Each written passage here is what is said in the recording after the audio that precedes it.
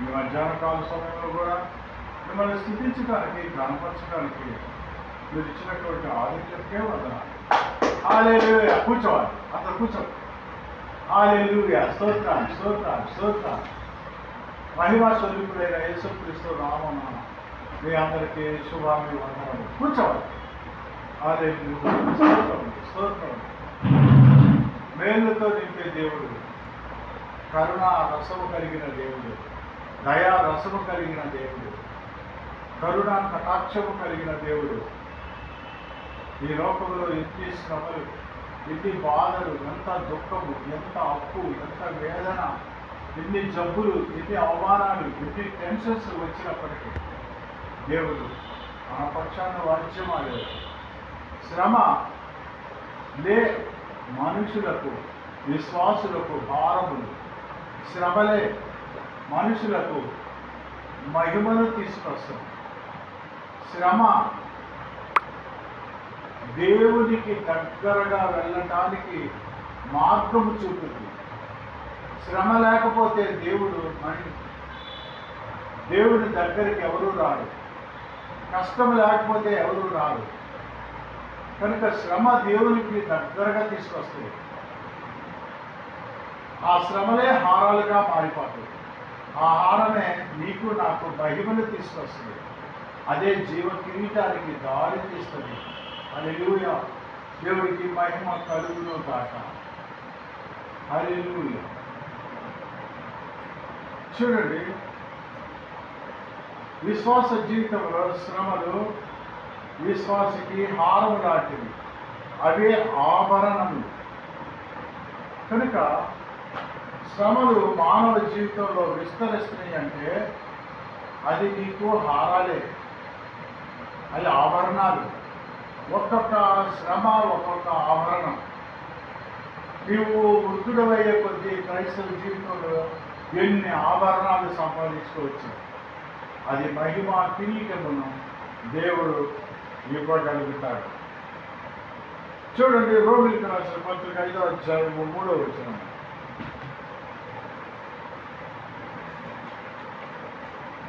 రోమిలికి రాసిన పత్రిక 5వ అధ్యాయము 3వ వచనం. కనుక గౌదాసయ్య గారు ఏమన్నాడంటే, శ్రమలు మనిషికి విశ్వాసకి హారములు అన్నాడు. ఇక్కడ పౌలు ఏమంటున్నాడో చూడండి. రోమిలికి రాసిన పత్రిక 5వ అధ్యాయం 3వ వచనం. శ్రమ ఓర్పును, శ్రమ ఓర్పును, ఓర్పు పరీక్షను, ఓర్పు పరీక్షను, పరీక్ష నిరీక్షణను కలుగుచేయనని ఎరిగి శ్రమల యందు అతిశయపడదము. శ్రమల యందు అతిశయపడతా. భయపడిన అవసరంలా, సంతోషం ఉండాలి. ఏంటంటే జోబులో రూపాయలు లేకపోతే సంతోషంగా ఉండాలి అనేవాడు అయ్యగారు. ఇదేం బాధ అనుకునేవాడు. శ్రమ అనుభవిస్తున్నప్పుడు సంతోషం ఎలా వస్తుందండి? దుఃఖమే ఉంటుంది కదా. దుఃఖం ఉన్నప్పుడు సంతోషం ఎలా వస్తుంది? మనం ఆయన కాడిని మోస్తూ ఉంటే అలవాటు అయిపోతుంది. ఆయన కాడి మోయాలి. నా కాడి సులువైనదే, నా కాడి సులువైనదే, నేను సాత్వికుడను, దీన మనసు గలవాడను, నా దగ్గరికి వచ్చి నేర్చుకోండి అంటున్నాడు. 1 కొరింథీయులు 2 కొరింథీయులు 4:17. 2 కొరింథీయులు 4:17. మేము దృశ్యమైన వాటిని చూడక అదృశ్యమైన వాటిని నిదానించి చూస్తున్నాము కనుక క్షణమాత్రముండు మా చులకని శ్రమ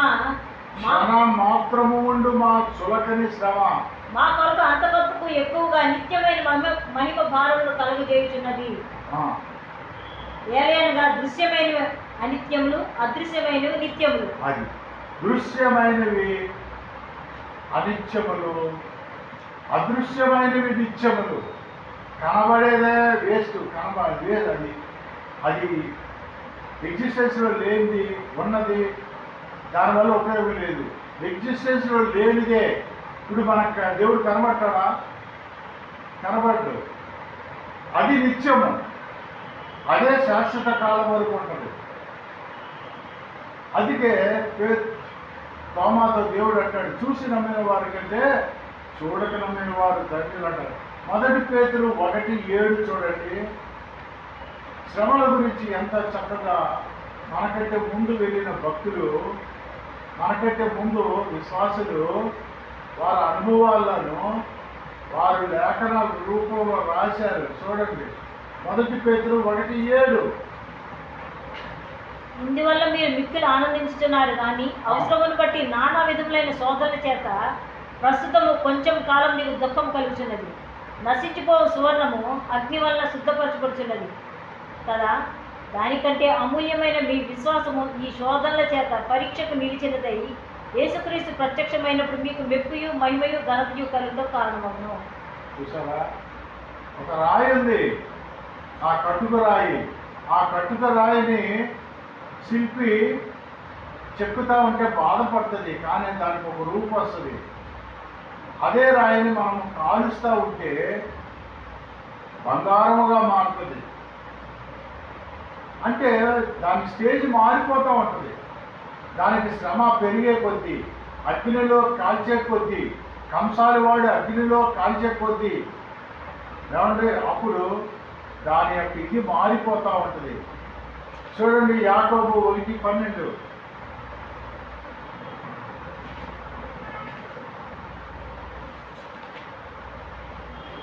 శోధన సహించేవాడు ధన్యుడు.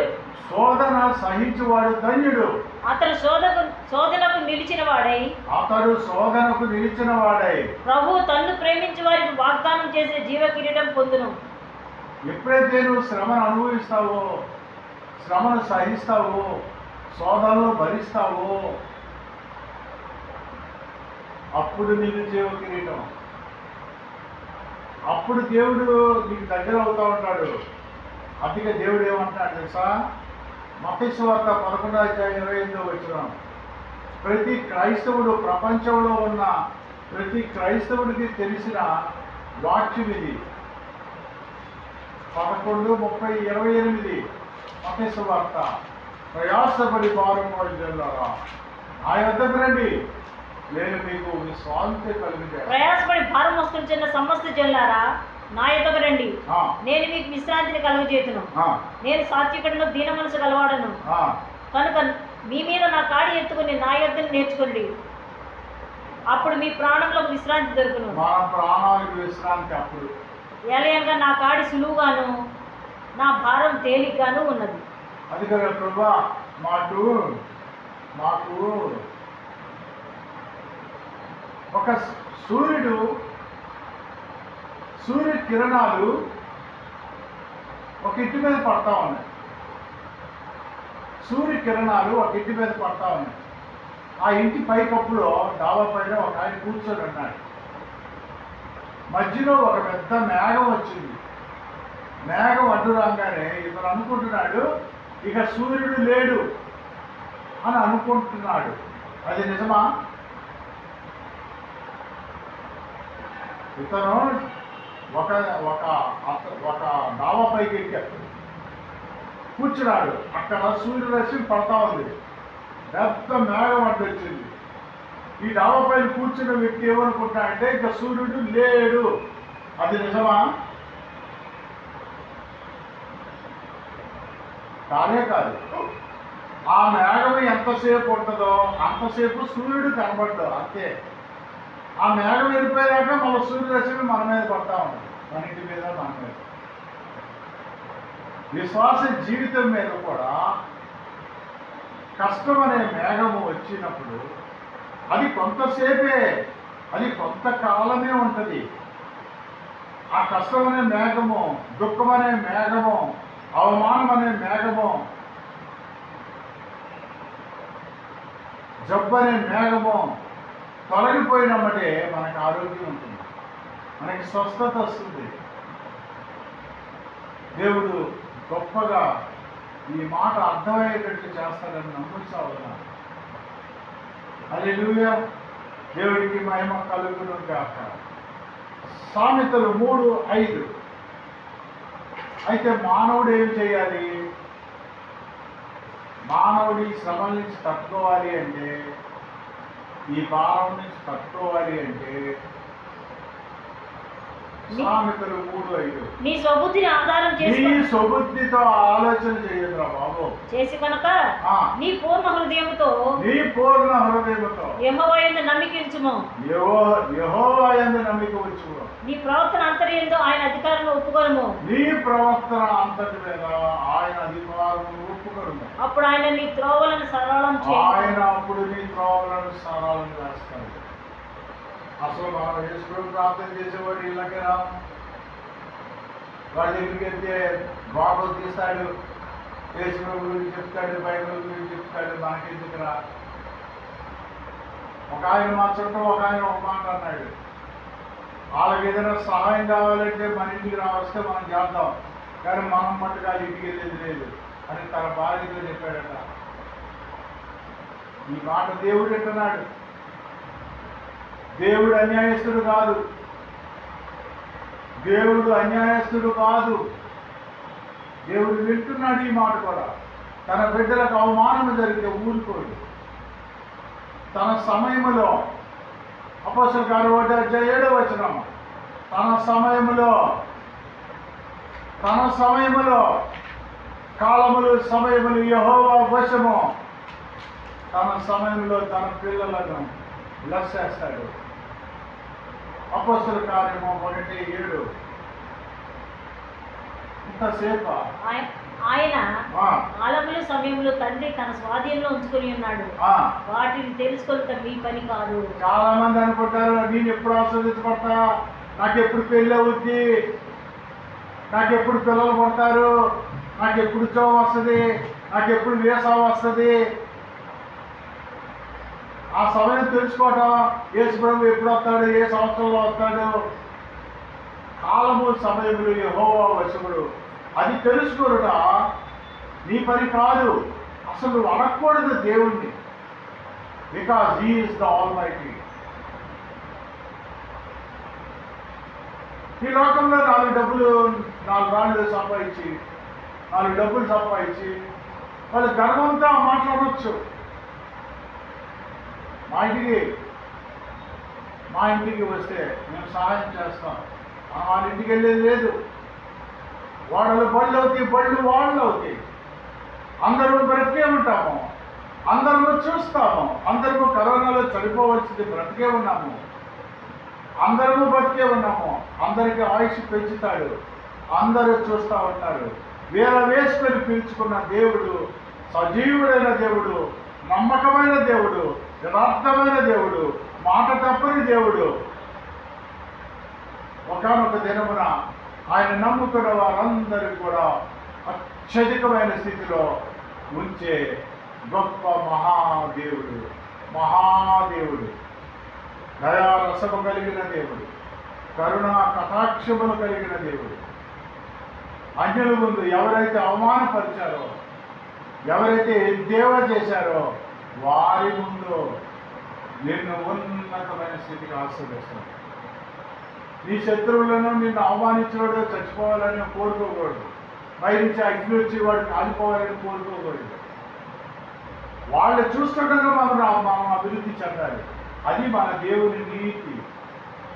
కనుక శ్రమలు హారములు. శ్రమకి నిన్ను నన్ను దేవుడికి దగ్గరికి తీసుకొస్తుంది. శ్రమ నిన్ను నన్ను జీవ కిరీటము పొందేటట్లు చేస్తుంది. శ్రమ దేవుడికి మహిమ కలిగినట్లు చేస్తుంది. శ్రమ దేవుడు సమయము కొరకు ఎదురు చూస్తూ ఉన్నది. హల్లెలూయా. దేవుడికి మహిమ కలుగును గాక. ఒక మంచి పాట పాడుతున్నాం.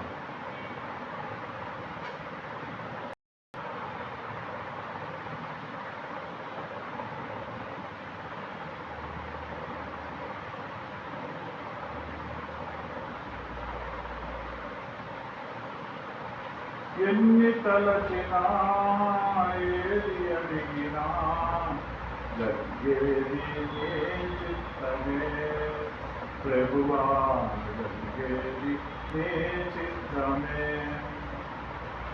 ఎన్ని తలచినా ఏది అడిగినా జరిగేది నీ చిత్తమే ప్రభువా, జరిగేది నీ చిత్తమే. నీ తోడు లేక, నీ ప్రేమ లేక, ఇలలోనయే ప్రాణి నిలువలేడు.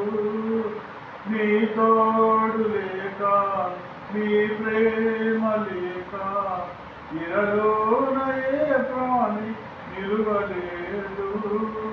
అడవి పువ్వులే నీ ప్రేమ పొందగా, నా ప్రార్థనాలకించుమా ప్రభువా, నా ప్రార్థనాలకించుమా. ఎన్ని తలచినా, ఏది అడిగినా, జరిగేది నీ చిత్తమే ప్రభువా, జరిగేది నీ చిత్తమే. ఆపదలు నన్ను వెళ్ళాడి ఉన్నా, నా కాపరి నీవై నన్నాదుకొంటివి. ఆపదలు నన్ను వెన్నాడి ఉన్నా, నా కాపరి నీవై నన్నాదుకొంటివి. లోకమంతయు నన్ను విడచినా, లోకమంతయు నన్ను విడచినా, నీ నుండి వేరు చేయవు ప్రభువా, నీ నుండి వేరు చేయవు. ఎన్ని తలచినా, ఏది అడిగినా, జరిగేది నీ చిత్తమే. నా ఇంటి దీపం నీవేయని తెలిసి, నా హృదయం నీ కొరకు పదిలపరచితి.